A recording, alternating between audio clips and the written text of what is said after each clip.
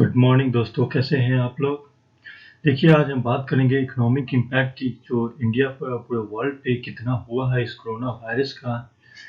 ये corona virus कितना effectively हमारी इकोनॉमी को बर्बाद कर चुका है और कैसे आपकी ज़िंदगी पे इसका इफेक्ट पड़ेगा। तो दोस्तों, शुरुआत करते हैं इस वीडियो की।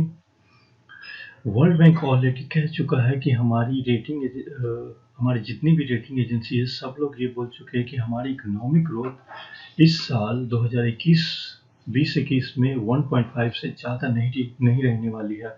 और एसबीआई और credit of rating information service of India की बात माने तो दोस्तों, इस साल वर्ल्ड में जितनी भी रिसेशन हुई है, इंडिया की वो सबसे बड़ी रिसेशन होने वाली है। आफ्टर इंडिपेंडेंट इससे बड़ी रिसेशन कभी नहीं हुई होगी। पता नहीं इसका इम्पैक्ट कब तक रहेगा। ऑलरेडी लॉकडाउन की वजह से 14 करोड़ लोगों की जॉब जा चुकी है दोस्तों, और 45% हाउस होल्डर ऐसे हैं जिसकी इनकम बहुत ज़्यादा ड्रॉप हो चुकी है। और हम देखा जाए तो इकोनॉमिक इम्पैक्ट जो है वो सारे सेक्टर पे पड़े हैं दोस्तों, सारे सेक्टर। लोग गरीब होते जाएंगे, मिडिल क्लास गरीब होगा, हमारी पॉवर्टी लेवल भी बढ़ सकती है। इस सब चीज़ को कम करने के लिए गवर्नमेंट ने और आरबीआई ने बहुत सारे स्टेप्स उठाए हैं। अगर देखा जाए तो गवर्नमेंट की जितनी भी स्टेप्स हैं वो हमारे इकोनॉमिक लॉसेस को कम नहीं कर पा रही है दोस्तों। अगर देखा जाए तो इंडिया में एक दिन में इंडिया 4.5 बिलियन, लगभग 32,000 करोड़ रुपए की लॉस हो रही है पर डे इंडिया की। और इससे उभर पाना बहुत ही मुश्किल है। रिजर्व बैंक ऑफ इंडिया ने ऑलमोस्ट 52 बिलियन इकोनॉमी में पैसे डाले हैं, और गवर्नमेंट ऑलरेडी 20 लाख करोड़ की package, almost 3% of our GDP, $280 billion दे चुकी है इकोनॉमी को, और स्कीम्स में लगा चुकी है इकोनॉमी को ठीक करने के लिए। गवर्नमेंट ने ऑलरेडी ये अनाउंस कर चुका है कि हम अब आत्मनिर्भर बनने की कोशिश करेंगे, और इसका एक इनिशिएटिव भी चलाया गया है, आत्मनिर्भर भारत अभियान। दोस्तों, देखा जाए तो इंडिया सेल्फ रिलायंस बनना ही पड़ेगा, और इसमें मेक इन इंडिया एक बहुत बड़ा फैक्टर हो सकता है, क्योंकि ऑलरेडी वर्ल्ड में जितने भी कंट्री है जो इसके शिकार हुई, जिसमें यूएस सबसे ऊपर है, देखा तो रसिया, इटली, जितने भी कंट्री हैं वो सब सेल्फ रिलायंस की बात कर रहे हैं दोस्तों।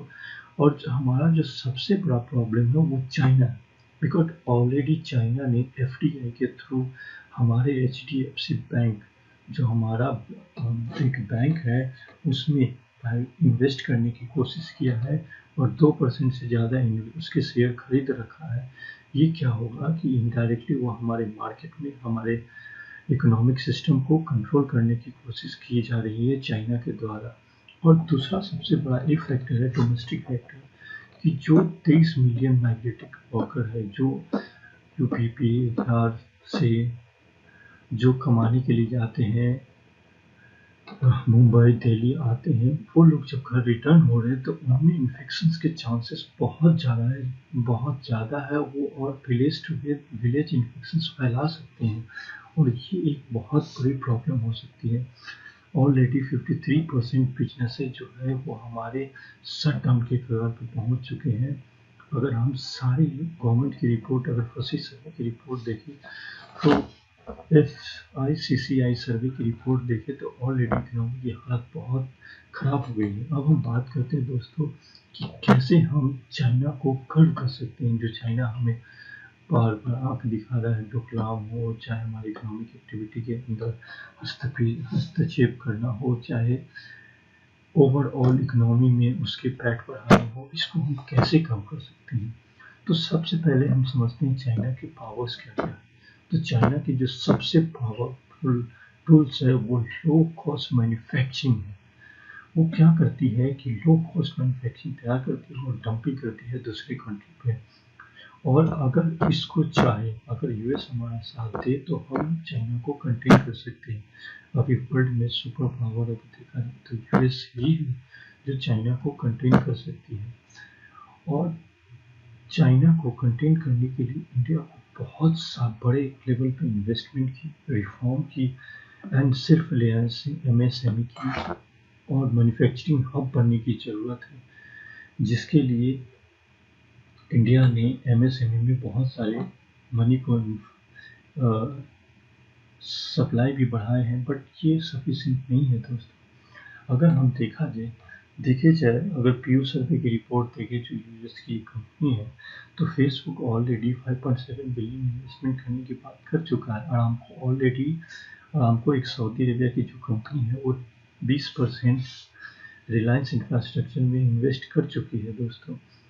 अगर देखे जाए कि जितनी भी एशियन कंट्री है उसमें पोटेंशियल है चाइना को कंटेन करने के लिए लो कॉस्ट मैन्युफैक्चरिंग की, बट दोस्तों अगर देखे जाए हमारे परम मित्र जो हम अब यूएस को बनाने की कोशिश कर रहे हैं, तो ना यूएस ना इंडिया एशियन का पार्ट है, तो इंडिया के पास एक बहुत बड़ी अपॉर्चुनिटी है इस कोरोना वायरस को ओवरकम भी करने का और इकोनॉमिक जाइंट बनने का।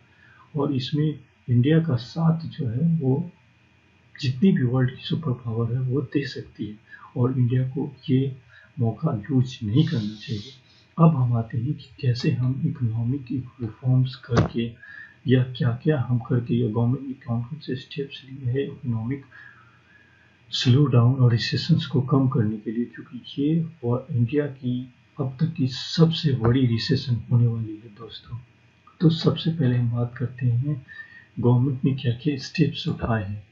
तो आप जानते हैं कि गवर्नमेंट ने एमएसएमई को बहुत सारे फैसिलिटीज़ दिए हैं, उसमें लिक्विडिटी का शेयर बढ़ाया है, मनरेगा में पैसे बढ़ाए हैं, मेक इन इंडिया पे ध्यान दे रहे हैं, और ऑलरेडी एमपी लेड जो फंड होते हैं जो एमपी को 5 करोड़ रुपये मिलते थे हर साल अपने कॉन्स्टिट्यूंसी में खर्च करने के लिए, उनको भी बंद कर दिया गया है। और देखा जाए तो हमारी कुछ इकोनॉमिक सेक्टर को तो धीरे धीरे खोला भी जा रहा है, जिसमें गवर्नमेंट ने एक और स्टेप लिया है डिफेंस के सेक्टर में, और वो क्या है टूर ऑन ड्यूटी बढ़ाया है, मनरेगा है, और इसमें स्टेट में एक्सपेंडिचर के बढ़ाने के बाद हुई है, री ओपनिंग ऑफ इकोनॉमी भी चल रही है, और लिक्विड जो एक बहुत बड़ा फैक्टर है जिसपे सेस लगा के कुछ स्टेट गवर्नमेंट कमाने की कोशिश कर रहे हैं। ये सारे इकोनॉमिक रिकवरी सजेशंस हो सकते हैं गवर्नमेंट के लिए। हमें बहुत बड़े इन्वेस्टमेंट की ज़रूरत है दोस्तों। इसी के साथ हम वीडियो ख़त्म करते हैं। Stay home, stay safe. Thank you very much and subscribe my channel.